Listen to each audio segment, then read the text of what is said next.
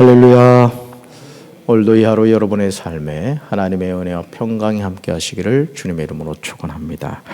오늘 마가복음 16장 1절부터 20절까지 말씀으로 사명이 무엇인지 이해하라. 사명이 무엇인지 이해하라. 이런 제목으로 말씀의 은혜를 나누고자 합니다. 삶의 여정에서 모든 것이 끝난 것처럼 느껴질 때가 있습니다. 이제 내 삶은 여기서 끝이구나. 이런 탄식이 저절로 나올 때가 있죠. 자, 그래서일까요? 삶의 모든 희망을 잃어버린 분들이 스스로 자신의 삶을 끝내는 걸 종종 보게 되죠. 어떤 위치에 있든지 이런 일들이 우리 주변에서 일어나는 것을 보게 되죠. 얼마나 안타까운 모습입니까? 그러나 이때 저와 여러분이 기억해야 하는 아주 삶의 중요한 원리가, 진리가 있습니다. 그것은 아직 내 삶은 끝나지 않았다는 거죠. 우리가 살아있다는 것은 무엇을 말합니까? 아직 기회가 있다는 거죠. 다시 일어날 수 있고, 다시 시작할 수 있고, 다시 용기를 가질 수 있다는 것입니다. 정확하게 말씀을 드린다면 우리를 향한 하나님의 계획은 여전히 현재 진행형이라는 사실입니다. 예수님의 삶이 그랬습니다. 예수님은 십자가에 못 박히시기 전에 제자들에게 다시 살아날 것에 관하여 누누이 강조하셨습니다. 자, 그럼에도 막상 예수님이 십자가에서 큰 소리를 지르시고 숨지시자 그렇게 예수님을 따라다녔던 제자들이 하나도 남지 않고 다 떠나고 말았다는 거죠. 그 제자들 가운데 저와 여러분도 있었습니다. 아니, 어떻게 보면 우리가 믿음이 있노라고 하면서도 그런 삶을 살고 있는지도 모릅니다. 오히려 예수님의 12제자에 들지도 않았던 아리마대 사람 요셉이 예수님의 장례를 준비하는 것을 보게 됩니다. 여러분, 예수님이 십자가에 못 박혀 돌아가셨으면 누가 장례 준비해야 되겠어요? 3년 6개월 동안 예수님과 늘 함께했던 제자들이 장례를 준비해야 되겠죠. 아마 수제자 베드로가 중심이 돼서 예수님 장례를 잘 준비해 드렸어야 할 겁니다. 그런데 막상 누가 그 준비를 했다고요? 아리마대 사람 요셉이 준비했다는 거죠. 요셉은 세마포를 사서 예수님을 내려다가 그것으로 싸서 바위 속에 판 무덤에 넣어두고 돌을 굴려 무덤 문에 놓았습니다. 지금 예수님의 12제자는 어디로 간 거죠? 그들은 예수님의 죽음 앞에서 절망한 겁니다. 저는 우리 사랑하는 강경대교회 성도 여러분들이 어떤 삶의 자리에 있든지 또 어떤 낙심의 자리에 있든지 그 자리에 주저앉아 있지 마시고 다시 용기를 내셔서 새 힘을 얻게 되시길 바라고 다시 일어나셔서 하나님 주신 사명 감당하게 되기를 주님의 이름으로 축원합니다. 자, 첫 번째로 6절을 보시면 십자가에 못 박이신 나사렛 예수는 무덤에 계시지 않음을 기억해야 됩니다. 예수님은 저와 여러분의 죄 때문에 십자가에 죽으셨습니다. 예수님의 죽으심은 나 때문이다. 이것을 우리는 잊지 말아야 됩니다.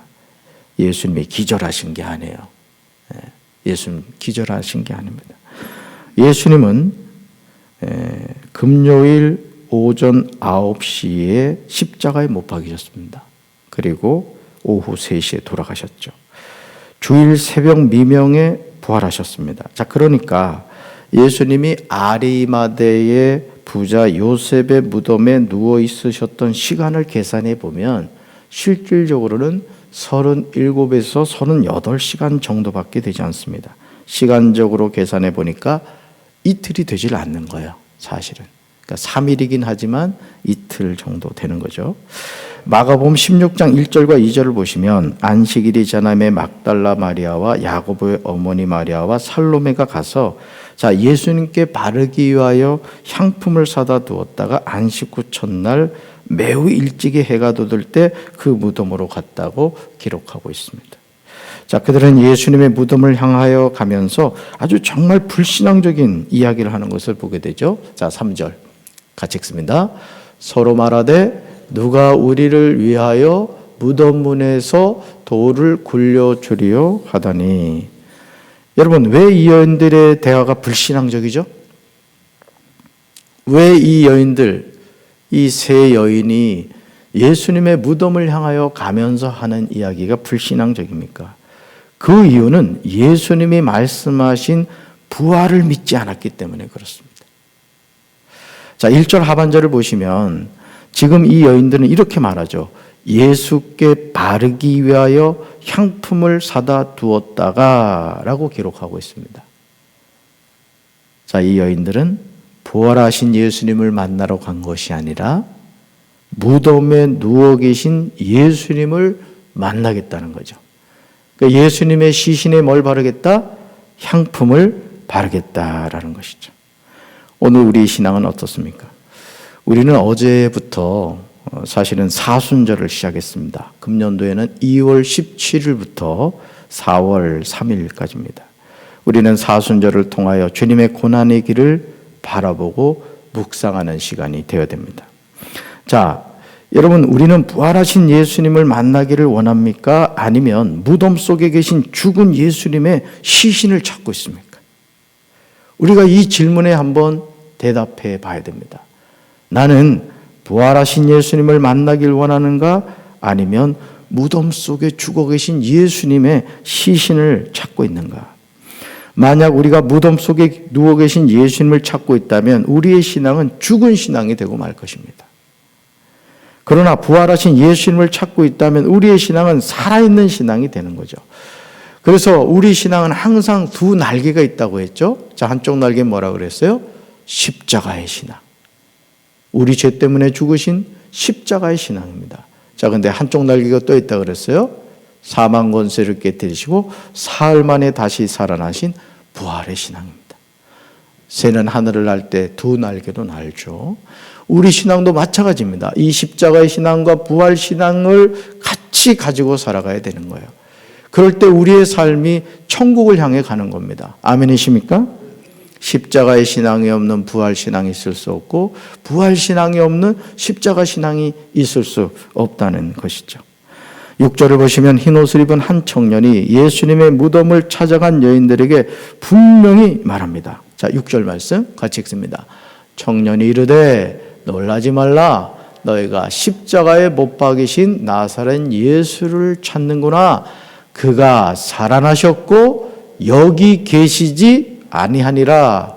보라, 그를 두었던 곳이니라. 아멘. 이 여인들은 어떤 예수를 찾았어요? 십자가에 못 박이신 예수님을 찾고 있었던 거예요. 자, 그런데 그 예수님이 어떻게 되셨다? 그가 살아나셨다. 자, 여기 계시지 아니하다. 여기가 어디예요?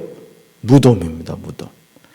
그래서 이 세상에 뭐 4대 성인이라고 이야기를 합니다만 예수님은 뭐 4대 성인이 아니에요. 하나님이시죠. 자, 그런데 일반적으로 말해서 4대 성인이라고 하지만 예수님의 무덤은요, 빈 무덤입니다. 다 시체가 있었지만 부처님도 시체가 있었고 공자님도 시체가 있었어요. 마음에 또 시체가 있었어요. 그러나 예수님은 빈 무덤이었어요. 왜요? 다시 살아나셨기 때문에. 할렐루야. 우리는 살아나신 예수님을 만나야 할 줄로 믿습니다. 여러분 7절을 주목해 보시기 바랍니다. 청년이 여인들에게 한 대답에서 아주 중요한 영적인 비밀이 기록되어 있습니다. 자, 7절 같이 읽습니다. 가서 그의 제자들과 베드로에게 이르기를 예수께서 너희보다 먼저 갈릴리로 가시나니 전에 너희에게 말씀하신 대로 너희가 거기서 배우리라 하라 하는지라. 아멘. 전에 너희에게 뭐 하신 대로? 말씀하신 대로.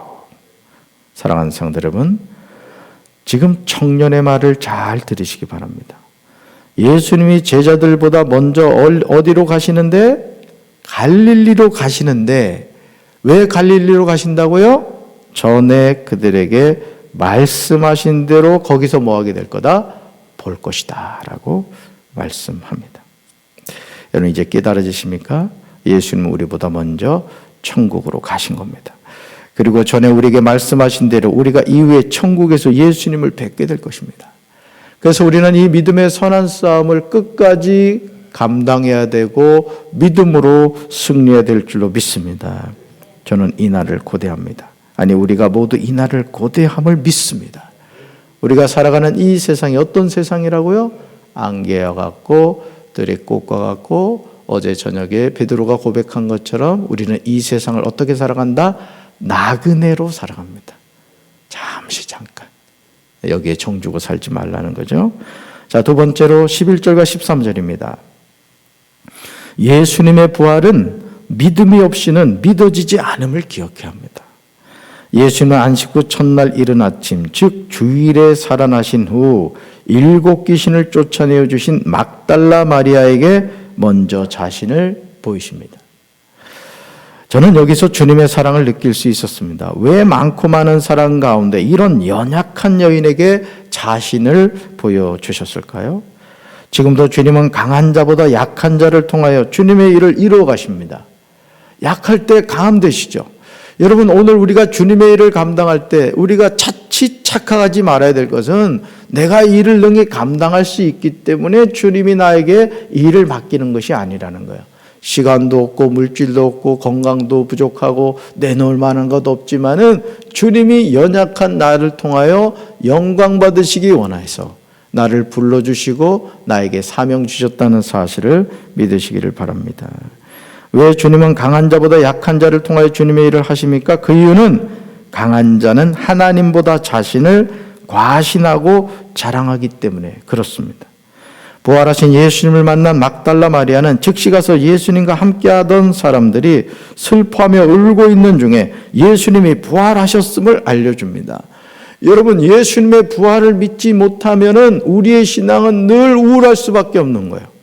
그래서 여러분, 우리가 지금 코로나19 때문에 성찬식을 못합니다마는 성찬식은 항상 십자가와 부활 두 날개가 나타나요.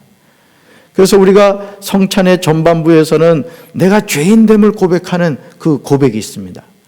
그러나 후반부에 가서는 부활하신 주님에 대한 기쁨과 감격이 있는 거예요. 그래서 성찬식은 이 두 날개가 같이 가야 돼요. 아니, 우리 신앙은 이 두 날개가 반드시 있어야 됩니다. 십자가를 바라보지만은 그 십자가를 통해서 주님이 나에게 주신 그 부활. 그래서 우리 신앙은요, 항상 기뻐야 되는 거예요. 내가 죄인인 것을 고백하지만 그 고백은 반드시 부활 신앙을 통해서 나타나야 되는 거예요. 그래서 제가 말씀드렸죠. 나사를 조금 풀어놓으셔야 돼요. 침까지는 흘리지 마시고. 우리 신앙이 그렇습니다. 자, 여러분 정말 놀랍지 않습니까? 그렇게 예수님이 부활하실 것을 반복해서 이야기하셨음에도 불구하고 예수님과 함께하던 사람들이 슬퍼하며 울고 있는 중에 있었습니다. 이것이 인간의 연약함입니다. 아무리 제자라도 예수님의 부활은 이성적으로는 받아들일 수 없었던 거죠. 여러분, 부활이 믿어주세요? 지금 한번 죽어볼까요? 여러분, 죽음을 예수 믿는 사람들이 두려워하지 않는 이유. 초대교회 그 로마 시대 여러분 얼마나 핍박을 했습니까? 굶주린 사자들 앞에 예수 믿는 사람들을 그 경기장에다 풀어놓는 거예요. 그럼 이 굶주린 사자들이 여러분 사람이라고 해서 아유 죄송합니다. 얼마나 힘드십니까? 그러겠습니까? 먹잇감으로 생각하죠. 놀라운 것은요, 사자에게 자기 살점이 뜯기면서도 그분들은 하나님을 향한 신앙을 포기하지 않았다는 거예요. 왜요? 잠시 살아가는 인생임을 알았던 거죠. 주님이 주시는 영원한 나라에 대한 소망이 있었기 때문에 그렇습니다. 여러분, 우리를 아연실색하게 만드는 것은 11절과 13절에 나오는 내용이에요. 여러분 보시면요, 마가는 두 구절에서 동일하게 이렇게 기록하고 있어요. 듣고도 믿지 아니하니라. 예, 저 나오죠? 화면 보세요. 듣고도 믿지 아니하니라. 13절에 또 뭐라고 나와요? 역시 믿지 아니하니라. 자, 그들은 예수님이 살아나셨다는 것과 마리아에게 보이셨다는 것을 듣고도 뭐 하지 않았다고요? 믿지 않는 거예요. 그 여러분, 오늘 강단에서요, 하나님의 말씀이 전해져도요, 들어도 우의독경인 분들이 있어요. 저는 우리 성도 여러분들이 하나님의 말씀이 여러분의 심령 속에 심겨지시길 바라요. 길밭, 길가, 그죠? 돌짝밭, 가시덤불이 되면 안 됩니다. 옥토가 되어야 될 줄로 믿습니다. 옥토에 하나님의 말씀이 심겨지면 어떻게 된다고요? 30배, 60배, 100배 열매를 거두게 되는 거예요. 할렐루야. 이런 은혜가 있게 되길 주님의 이름으로 축원합니다. 예수님의 부활은 믿음으로 믿어지는 거예요. 여러분, 죽음이 두렵지 않은 사람이 어디 있겠어요? 생각해봐요. 저희 어머니 그런 얘기 했다 그랬잖아요. 나는 죽으면 절대 이 배를 동이지 말래. 너무 답답할 것 같다는 거예요. 돌아가신 다음에 뭐 배를 동일지 안 동일지 어떻게 알겠어요, 그죠?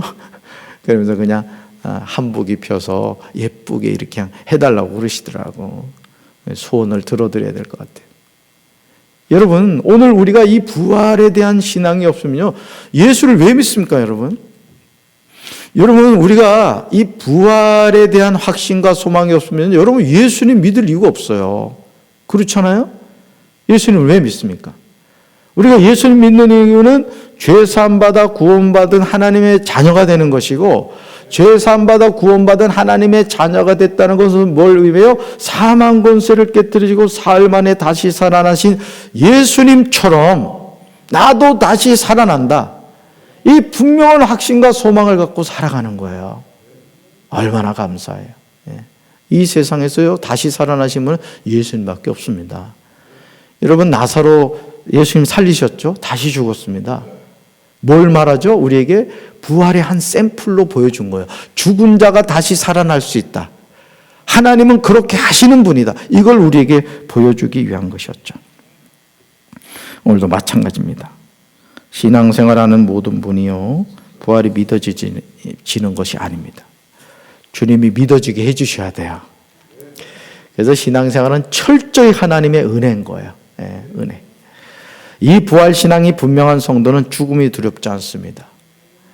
자기 자신이 어떤 죽음을 맞이한다고 하더라도 그것에 연연하지 않아요.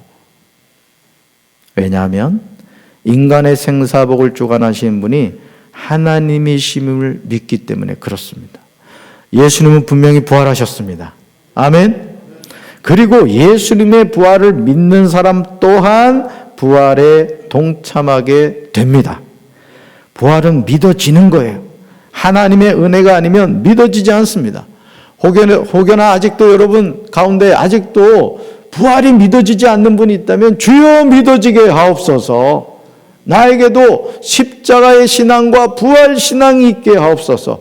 그래서 내 신앙이 온전하게 독수리가 날개치며 소순같이 십자가와 부활을 붙잡고 날마다 승리하게 하옵소서. 믿음으로 강구한 우리 강경제일교회 성도들 되기를 주님의 이름으로 축원합니다. 자, 세 번째 15절입니다. 예수님의 제자는 온 천하에 다니며 만민에게 복음을 전파하며 살아야 합니다. 자, 그 후에 11제자가 음식을 먹을 때 예수님이 제자들에게 나타나셨습니다. 자, 그리고 그들에게 두 가지를 꾸짖으세요. 첫째가 뭐죠? 제자들이 믿음 없는 거예요. 예수님은 어떤 사람을 꾸짖냐? 믿음 없는 사람을 꾸짖는 거예요. 여러분, 우리가 이 교회에서도 그렇습니다. 우리가 어떤 하나님의 일을 할 때 항상 안 된다고 말하는 분이 있어요. 이래도 안 되고 저래도 안 되고 무조건 안 된다는 거예요. 그런데 어떤 사람은 해봅시다. 하면 됩니다. 이렇게 믿음으로 고백하는 사람이 있어요. 여러분, 누굴 통해 하나님이 일하시겠어요? 믿음 있는 사람 통해 일하는 거예요. 저는 우리 강경제일교회 성도 여러분들이 좀 간이 배 밖으로 나오시길 바라요. 여러분, 하나님의 자녀는 배포가 있어야 되는 거예요. 배포가. 하나님의 원리는요, 1억 가지고 1억 하는 게 아니에요. 1억 가지고 10억도 할 수 있고 100억도 할 수 있는 거예요. 왜요? 1억 플러스 뭐가 있으면? 믿음이 있으면. 이 교회 질 때도 제가 볼 때는 절대 건축 헌금 그대로 다 준비해서 하진 않았을 겁니다. 여러분, 하나님의 일은 기도할 때 하나님이 역사하신 줄 믿습니다. 아멘이십니까? 저는 저와 여러분이 그런 믿음의 사람 되기를 주님의 이름으로 축원합니다. 자, 첫째, 뭘 꾸짖으셨다? 제자들이 믿음 없는 거. 둘째, 마음이 완악한 거예요. 같이 가는 거죠. 하나님의 말씀을 믿지 못하면요, 우리 마음이 완악해집니다.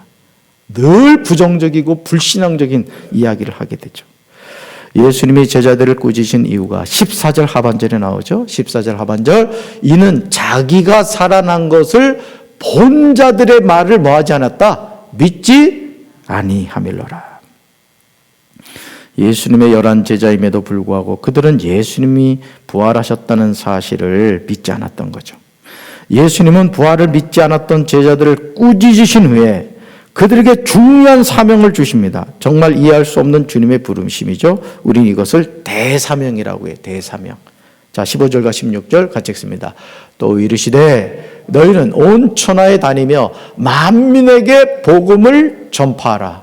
믿고 세례를 받는 사람은 구원을 얻을 것이요 믿지 않는 사람은 정죄를 받으리라. 아멘.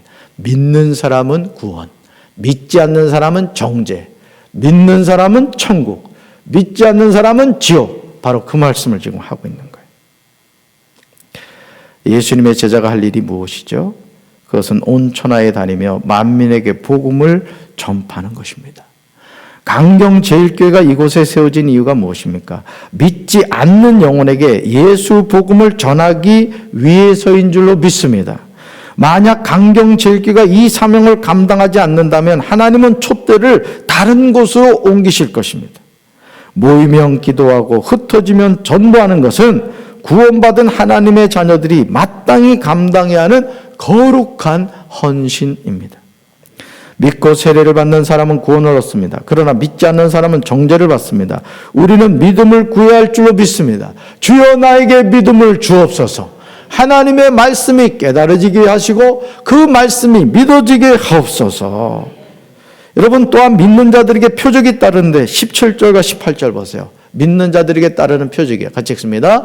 믿는 자들에게는 이런 표적이 따르리니 곧 그들이 내 이름으로 귀신을 쫓아내며 새 방언을 말하며 뱀을 집어 올리며 무슨 독을 마실지라도 해를 받지 아니하며 병든 사람에게 손을 얹은 즉 나으리라 하시더라. 아멘.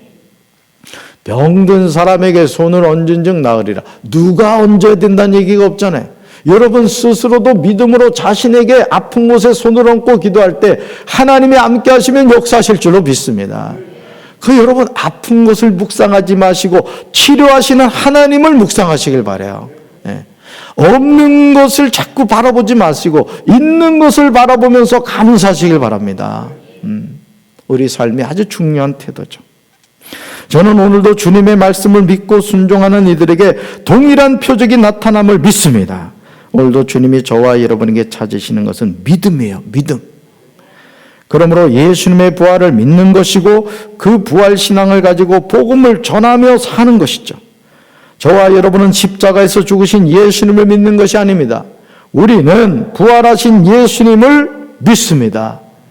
우리가 말씀에 순종하여 복음을 전할 때 주님은 그 따르는 표적으로 말씀을 확실하게 증언하신다는 거예요.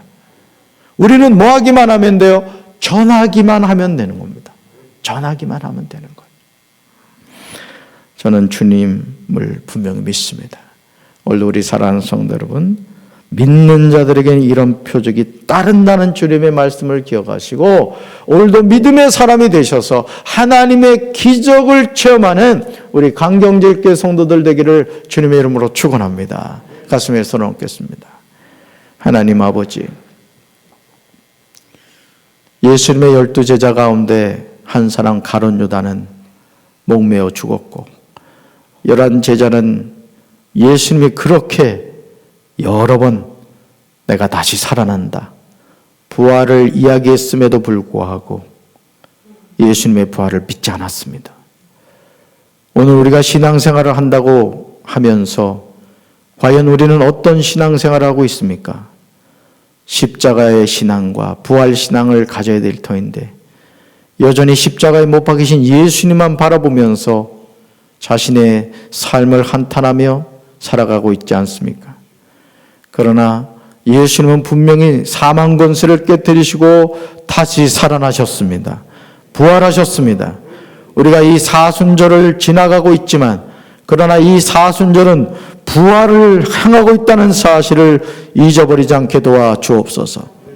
그래서 우리의 신앙이 십자가의 신앙과 더불어 부활 신앙이 되게 도와주시고 믿는 자들에게는 이런 표적이 따르리니 주님이 말씀하신 표적이 날마다 우리의 삶을 통해 나타나게 도와주시옵소서. 손을 얹은 즉 나으리라는 주님의 말씀을 기억하며 우리가 믿음으로 간구하며 기도할 때 어떤 병이든지 어떤 인생의 문제든지 하나님이 능히 해결해 주실 줄로 믿습니다. 할 수 있거든 무슨 말이냐? 믿는 자에게 능히 하지 못할 일이 없느니라 주님 말씀하여 주셨사오매 주여 저들에게 믿음을 더하여 주셔서 불신앙의 삶을 살지 않게 하시고 믿음의 삶을 살아갈 수 있도록 주여 도와주시옵소서. 예수님 이름으로 간절히 축복하며 기도합니다. 아멘.